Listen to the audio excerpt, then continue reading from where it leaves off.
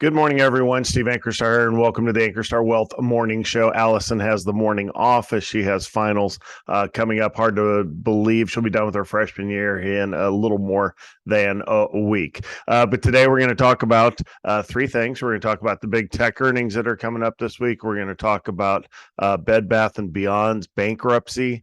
A company that's been around forever, but just like Toys R Us, Circuit City, and some others, filing for bankruptcy and probably going to be gone unless somebody swoops in and buys it.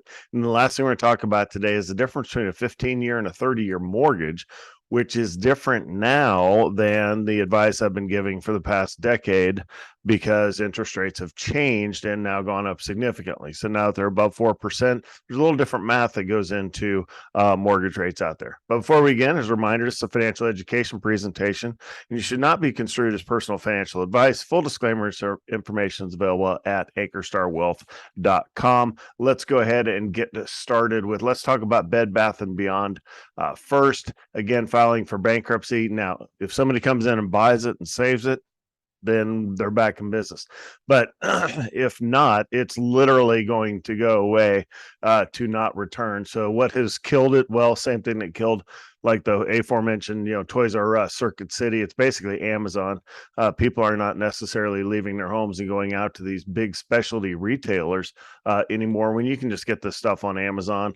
Obviously, COVID accentuated that, but I think it was going to happen anyway.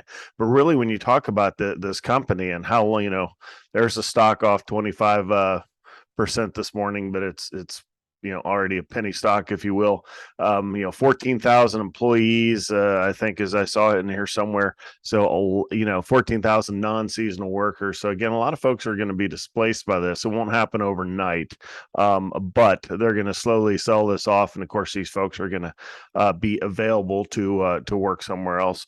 Really what's caused it? Well, it's been hanging by a thread for some time now. But basically, the company just cannot compete anymore. And then it's, simply more than likely just going to go away. If you are a contrarian and you think somebody's going to swoop in and save this, you can hop in and buy some, their stock at a, significant discount here. We'll take a look at the chart real quick, but I don't really see that there's any real hope. But look at the 1-year chart. $20 a share last August, down to, what is that, 20, below 30 cents, right? So things can happen. This is an example of, it does happen. You see this hope here, right? It went from $4 up to 20 on, I'm sure, news that it was going to be saved, but straight downhill from there. So I don't really expect things to come back. Interesting. Yeah, I see the banner. The breaking news is more layoffs at Disney too. So when you think about the labor market and the recession, again, as long as folks that get laid off can get back to work pretty fairly quickly, we don't really face a huge recession risk, right, with full employment. Plus, things like the smartphone, and you can hate on TikTok all you want, but I mean, you can be on TikTok for a little bit, and there's people that are telling you how to start your own business and make money over your phone, right? So I think certainly the younger you are, that maybe that's not fair, but if you grew up on this stuff, and if you are open-minded towards technology and running a business off your phone, that's probably a more fair way to say that, which includes mostly the younger demographic. Folks can really find a way to pay the bills pretty quick using just their phone. So even though we are facing large layoffs, big bankruptcy like Bed Bath & Beyond, folks are getting pretty good at getting right back to work. So we shall see how it all plays out. All right, tech earnings this week. Who's on deck? Basically everybody, if you will. So it's kind of a wait and see type mode here. You look at your big names, your Alphabet, Microsoft, Amazon, and Meta are some of the biggest names that are coming out this week. So what was done in 2022 is a lot of companies wrote down, if you're going to miss, right, because 2022 was a year of missing, you tend to guide down significantly. And if you guide down enough, then the first quarter now of 2023 could be a positive sign. So a lot of the analysts out there are saying they think the earnings are going to be pretty good because the bar got reset so much lower coming out of 2022. You can kind of read about that here. It says a lot of these companies took 2022 as an opportunity to dump all the bad stuff. Well, and layoffs, people are payroll is the most expensive thing for a lot of these companies, right? So there are, layoffs guided down, and you could see an upside surprise coming out of this. Will that take the market higher? Not necessarily. I think it's still wait and see, wait and see on earnings and then wait and see on the Fed. We have GDP coming out for the first quarter. So I think there's a lot of just wait and see. And if you track the markets last week, fairly muted compared to the volatility that we've had in the recent past. So again, this week will be all about earnings, and we will see how everybody does. Coca-Cola had their earnings this morning, and I think they beat, if I remember right, it's the main headline here. It didn't. Well, where did it go? Went on break. Oh, there it is. Beat estimates. So, good, large, big, American brand with worldwide exposure. If beats estimates, that's a good way to at least start off the week. So we shall see. And again, everything's pretty well flatlined across the board. All right. Last thing we'll talk about is if you are, interest rates have gone up significant. Move over here to this. There we go.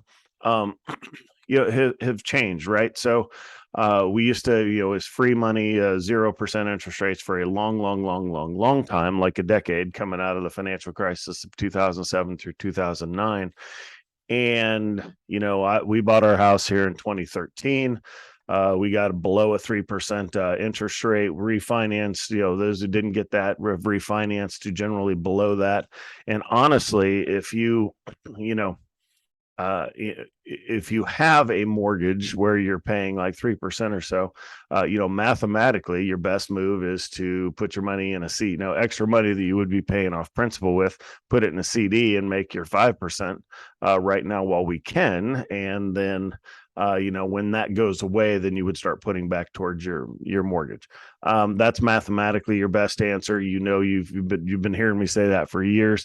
You can actually consider a mortgage below 4%. That's basically an asset now, not a liability, because your money can make more elsewhere. So, however, if you still have that, that's good. Just don't be in a hurry to pay it off, is my point. Unless that's a goal. And I have this conversation every day where clients are like, hey, I'm gonna take $100,000 and pay off the rest of my mortgage. I'm like, you can, or you can put it in a CD and you'll make a couple $1,000s more of cold hard cash than you would paying off your mortgage. But a lot of people want to get rid of the payment. That it's a goal to get it paid off. They consider all debt bad debt. That's kind of the Dave Ramsey thing, is all debt's bad debt. Okay, well, if you think that, I'm not going to spend too much time trying to talk you out of it. I'm going to show you the math, explain the math. If you don't want to do it, that's fine. Just remember, the more money you stick in your house, it's hard to get back out if you need it. So if you don't need money because you're financially independent, then you can kind of do whatever you want as far as your house. However, those are the old rules. Now, what are the new rules? If you go get a mortgage and you're looking at 6% or 7%, now it's a different story, right? You cannot just simply put money somewhere else and be guaranteed to make more. So now you can, it's back into the conversation of, do I get a 15-year or a 30-year? So let's talk about the benefits of that. And again, this is Investopedia if you want to go and read this. With a 15-year mortgage, you are going to get a lower interest rate by about 1%. Okay. So also, if you look over the life of the loan, you're going to pay significantly less in interest because it's over a 15-year time span and it's a lower rate. Okay. That's the good news. However, cash flow can be a concern for people. It's obviously a concern for most people. If cash flow is a concern, I would contend, everybody's situation is different, so do your own due diligence, but I would contend you're better off with a 30-year mortgage, accepting the higher interest rate, and then make it a goal to pay off on a 15-year type schedule, i.e. making an extra payment a year or make an extra, pay an extra monthly on your mortgage and pay it down on a 15-year schedule. That way you are on the same timeline and you're going to pay a little bit more in interest for that flexibility, but you always have the option to go back to just paying the minimum payment if you run into a cash situation where maybe somebody, if you have a couple of folks working in your family, somebody loses a job or both, or you only have a single earner, all of that stuff, you retain more flexibility with that 30-year mortgage. So, consider I'm more of a 30-year fan myself because I want the flexibility. I'm in no hurry to pay it off. I do tell my parents' story. They sold their house in Ohio, could have taken the cash and paid cash for their house here in Texas when they moved, 6, 7, 8 years ago.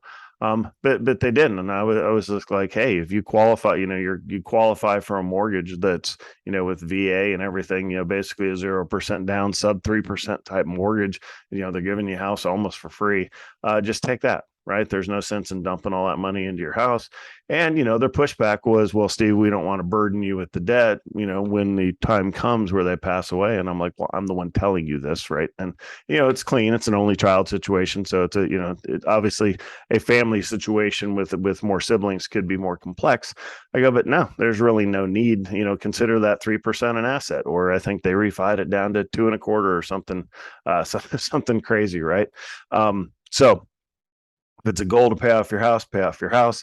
If you're trying to pay it off in min time, take the 15-year and hold yourself to that schedule. If you want more flexibility, take the 30-year, pay a little bit more in interest. However, you do have that flexibility over time. So, all right, that's all I've got for you. If you have any questions, reach out to me and we can discuss your situation. But thank you, everyone, for your questions. Always good stuff. Please continue to submit those to me either directly or through social media. That's all we have for today's show, and I will see you back here tomorrow. Bye.